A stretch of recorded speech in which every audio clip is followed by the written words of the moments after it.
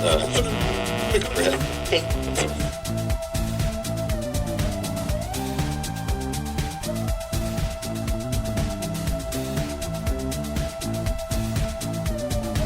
thank you for your patience on this Monday morning. It is Illinois in Focus Daily pre-recording here. Well, actually, it's nearly 40 minutes after the live program typically starts. But after going through all the troubleshooting, we have to just go live to tape and upload it later. So still going to get you that fresh content, though, right here with the Center Square. I'm Greg Bishop, editor of Illinois at the Center Square, and we've got to talk about trade and tariffs and other impacts of the agricultural industry when it comes to supplemental nutrition assistance program funding. So we'll tackle that, but we've also got to get to the latest from the No Kings protests over the weekend, and Governor J.B. Pritzker and Democrats across the board protesting the President of the United States, while President Donald Trump says he works his ass off and is not a king. So we'll get to that here with Illinois in Focus Daily. Get the podcast where you get podcasts, and today's not live, so no live chat, but once we figure out, not sure if it's like a AWS server outage that was reported earlier this morning, and that's something that could impact all kinds of operations online, including the possibility of impacting live streaming potential. So not sure what's going on there either way. Decided to go ahead and do this live to tape to get it to you throughout the morning here. So greatly appreciate you guys' patience. Be sure to go to thecentersquare.com where you can sign up for the newsletter to see the latest headlines, where you'll read about the education choice program that the federal government has. Will Illinois opt into that? You can read more about the ongoing issues around SNAP, which we'll touch on, and more. So go to thecentersquare.com and get the newsletter. All right, stay tuned. We've got more to get to here with Illinois in Focus Daily. I'm Greg Bishop with you each and every weekday morning for the Center Square.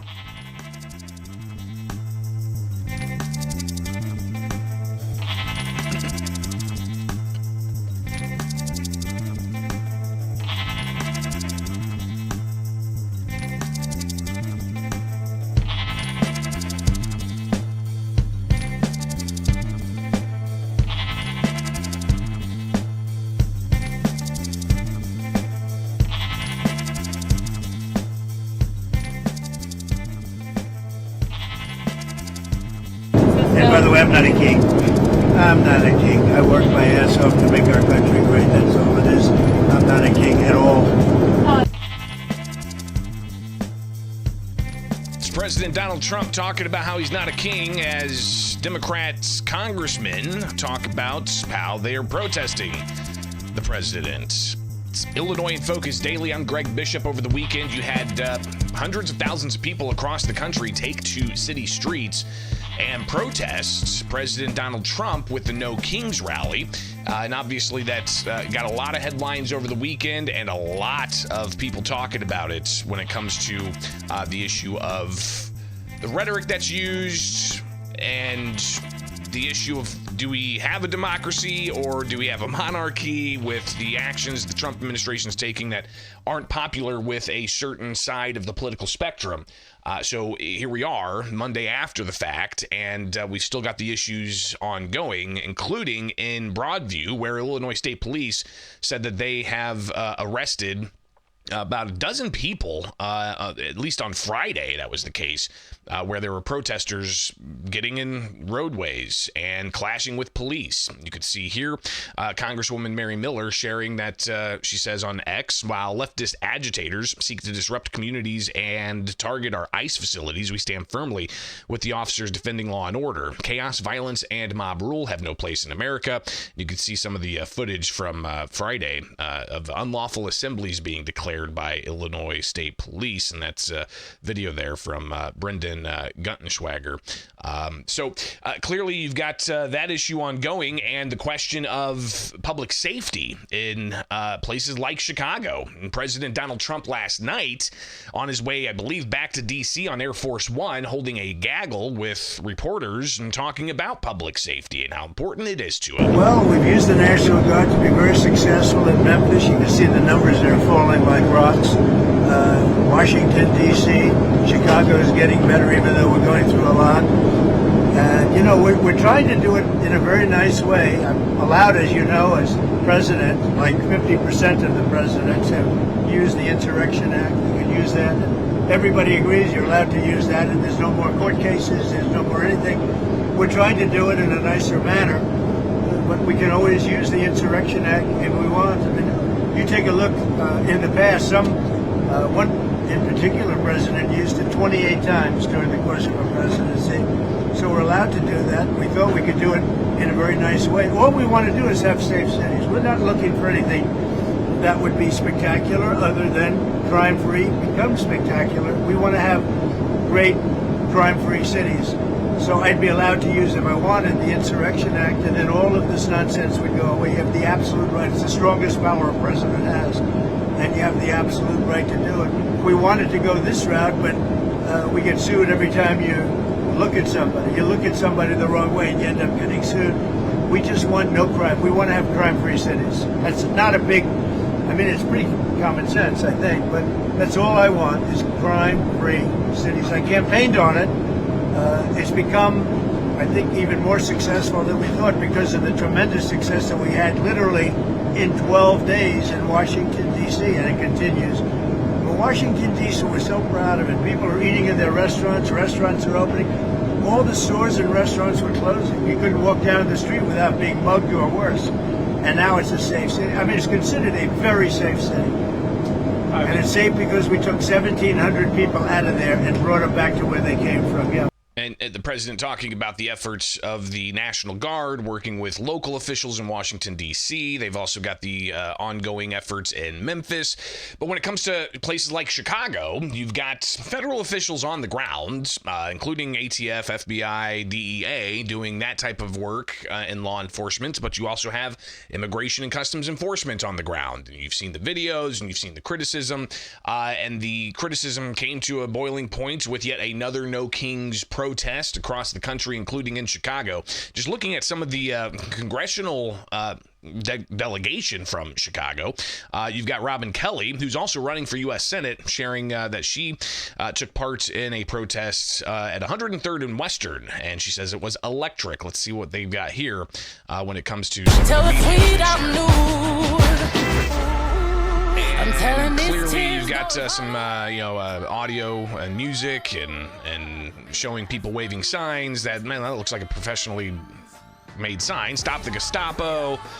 Kelly holding up an image there as well. Same sign. Stop the Gestapo.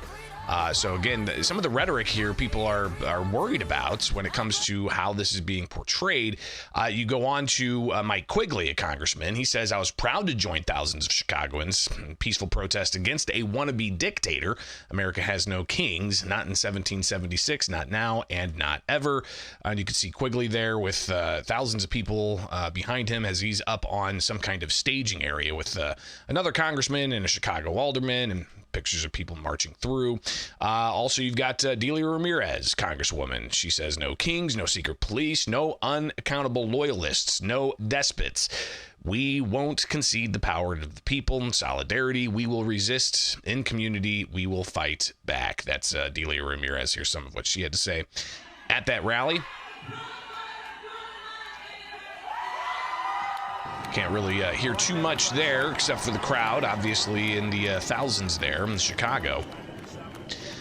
Moving on to others posting images and video. You've got Raja Krishnamurthy sharing a clip from NBC showing the thousands of protesters in the city streets there and at a plaza.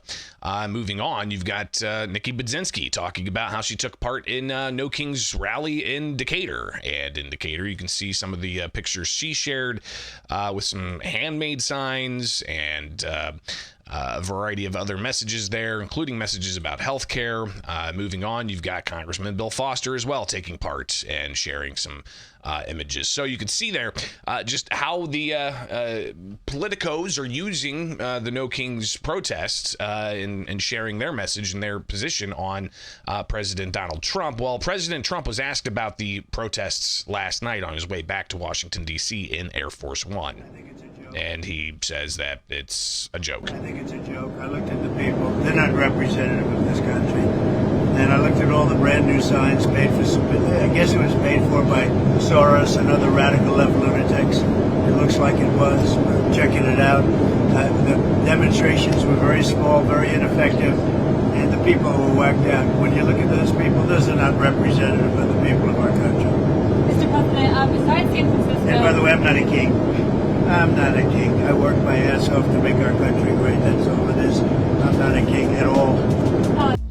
So he says he's not a king at all. Of course, on his second non-consecutive term, we're not even a year into it. And we'll see exactly where all this goes with public safety at the forefront. And we'll have to keep up on what's going on with the use of the National Guard and the ongoing court battle, because that could be something going to the U.S. Supreme Court on preliminary grounds as to whether or not the Trump administration has the ability to bring in the National Guard, something that Trump has said, he could just go ahead and use the Insurrection Act, and that would give him the ability to do so, but he wants to have the localities cooperate. But the question also is, who's going to call first? Because it doesn't seem like the governor or the mayor of Chicago are going to reach out to President Donald Trump directly.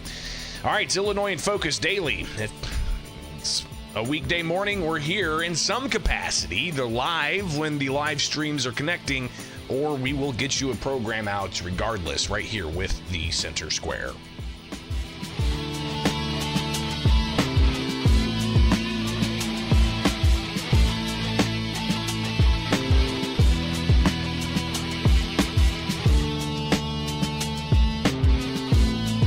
Illinois agriculture extremely important to the state's economy, and exports really a driving factor to just how well Illinois farmers could do when it comes to things like soybeans and corn. And in the middle of harvest, you've got ongoing conversations about tariffs and how that's going to be impacting people. But we also have the Supplemental Nutrition Assistance Program, food subsidies, taxpayer benefits that go to those who need it most. SNAP's going to come to an end November 1st if the federal government shutdown persists. And the latest now with Illinois in Focus Daily. I'm Greg Bishop with you each and every weekday morning. Get the podcast where you get podcasts, but you can also wake up and get the headlines at thecentersquare.com.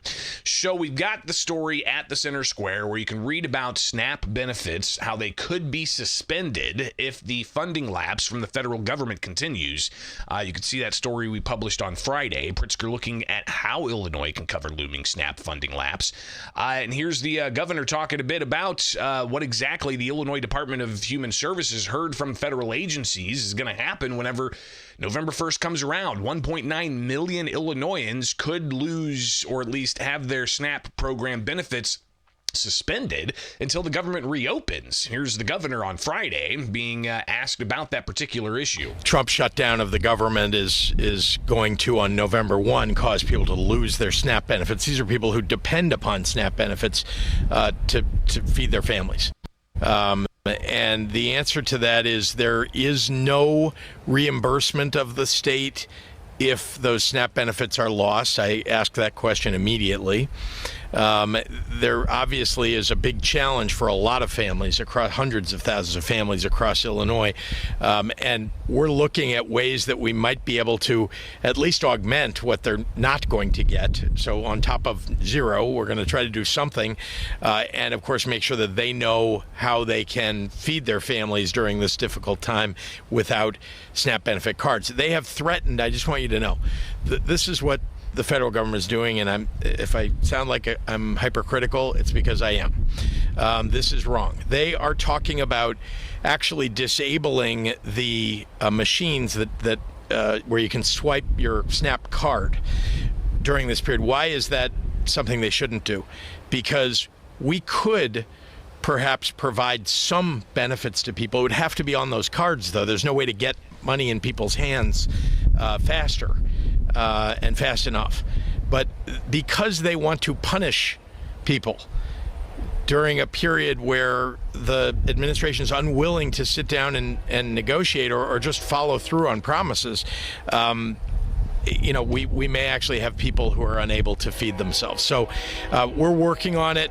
we're trying to figure out what we can do and what we can afford to do to support people, and how we might be able to support pantries, food pantries across the state, if they are where everybody is turning to. But we don't have a full-on solution because the federal government really is the provider of all of the SNAP funds. It's not a state program. It's a federal program that we administer. But they are making it near impossible. So I'm hoping that the shutdown will end before November 1st. That is going to be up to the president. Now, the Democrats obviously are taking an approach in the U.S. Senate of not supporting the continuing resolution to keep the government open. And now we're in week 3. The government funding lapse started October 1st, and here we are now October 20th. And where this is going to go from here, we'll see what happens this week in the U.S. Senate. But Democrats have been holding out for some kind of health bill policy to pass. But this is November 1st going to impact 1.9 million Illinoisans. And just to put it into context, how much taxpayer dollars from the federal government goes to Illinois for SNAP benefits? It's about $700+ million a year. So it's a lot of money. And then you got to work into the estimates the state has on when the government does open back up. They're going to have new eligibility requirements that could, put some barriers in place for those who were getting benefits. And the estimate there is 300,000+ could be impacted by those work requirements, just having to prove that they're either working or unable to work and so on. But you also have the error rate of SNAP and the Supplemental Nutrition Assistance Program. Error rate in Illinois is like 11.5%, when back in 2015 or so, it was down to like 5-6% or something to that effect. Well, if we don't get that error rate down, it's going to also cost Illinois taxpayers potentially hundreds of millions of dollars. Now, SNAP obviously really tied and connected to the Farm Bill and farmers and agriculture and so on, because obviously agriculture is a huge industry. Well, in Illinois, you've got agriculture, Pritzker said, being impacted. On Friday, he was asked about soybeans, for instance, and trade and tariff policies. Here's Pritzker talking about that. So, I mean, we're talking about, I believe, more than $12 billion of sales from Illinois soybean farmers that normally would be sold to China if we had just regular trade going on. It's not something special. That's just what it would be this year if not for the tariffs and the tariff war that has ensued from the administration. So there isn't a solution to this, but I can tell you it's abominable that the federal government is providing $20 billion to bail out the Argentine economy, and that has allowed Argentina to now trade their soybeans with China.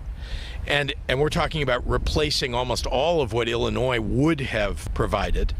And it's, again, because they've prioritized in Washington the foreign government of Argentina over the farmers of Illinois. So we'll hear a little bit more what the president had to say about Argentina, because he was asked about that last night. So that was the governor Friday. Last night, the president coming back on Air Force One, talking about trade and tariff policies with China, especially when it comes to tariffs, and the purchase of soybeans. Are you confident that you'll I be want able to them get to a buy deal? soybeans. One of the things I want is China's going to buy soybeans. I want China to stop with the fentanyl. Very, normal things. I don't want them to play the rare earth game with us. But you want them to, but do you think they will make a deal on soybeans? I do and start believe, yeah, taking- because otherwise I'm not going to make a deal. No, I want them to buy. Our farmers have been boycotted by China as a negotiating point. I don't want that. Our farmers are great, and in particular our soybean farmers, and I want them to start buying soybeans at least in the amount that they were buying before. And I believe they'll be able to do But that. sticking with soybeans, and when Argentina, you're looking to do that deal with Argentina, the mail swap.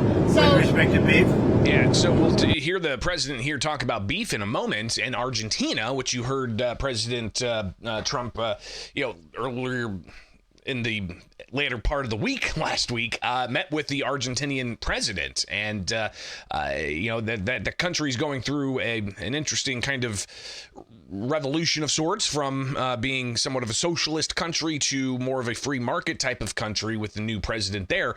But you've got Governor J.B. Pritzker critical of the Trump administration for favoring Argentina with a certain trade deal, and one of those things was beef, which the president talked about, saying that they're going to have U.S. tax dollars go to help facilitate the sale of Argentinian beef to the United States marketplace. To get beef prices down, the only price we have that's high is beef, and we'll get that down. And one of the things we're thinking about doing is beef from Argentina. But my question is, what do you have to say to U.S. farmers who feel that the deal is benefiting Argentina more than it is them, as they are a top Argentina's fighting for its life. Young lady, you don't know anything about it. They're fighting for their life. Nothing's benefiting Argentina. They're fighting for their life. You understand what that means? They have no money. They have no anything. They're fighting so hard to survive.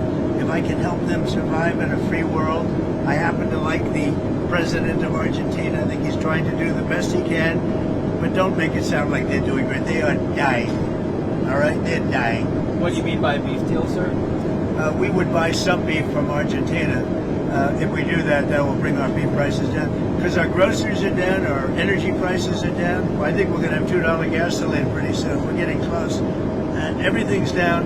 The one thing that's kept up is beef. And if we buy some beef, now I'm not talking about that much from Argentina, it would help Argentina, which we consider a very good country, a very good ally in a place. Although I must tell you, if you take a look now, South America is turning. The South American countries are starting to turn very much toward us. They're getting away from socialism, and you can go right down the pack.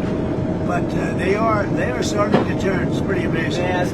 How this transpires, especially with soybeans being a major exporter for Illinois farmers, and they're going to have access to the market in China. What about this beef imports that we're going to get from Argentina? How's it going to impact Illinois farmers? Obviously, there's a lot going on here. When it comes to agriculture, the impacts of policy and trade and tariffs and impacting the largest economy. Trump shutdown of the government. For the largest industry in Illinois' economy. It's fascinating times, no question. So go to thecentersquare.com, stay updated there, and get the podcast where you get podcasts each and every weekday morning here with Illinois in Focus Daily. All right, guys. It has been an interesting morning trying to get some of the technology to cooperate. Again, I'm not sure if it's some kind of server that's been reported to be impacted across the world and major websites being impacted. But either way, we're going to record this as we do and get it out to you. So I appreciate you guys and your patience here with Illinois in Focus Daily. Each and every weekday morning with the Center Square. I'm Greg Bishop. Have yourselves a wonderful rest of the Monday. As you can see, I had to do the live show so late, my computer screens have gone ahead and timed out because I have it set to turn off at 9 o'clock because I'm never here in front of this rig at around 9 o'clock. So, all right, have yourselves a great rest of your Monday. We'll try to get back live, see what's going on tomorrow, but appreciate you guys being here each and every weekday morning. Have yourselves a wonderful rest of your Monday. We'll see you back here soon with Illinois in Focus Daily.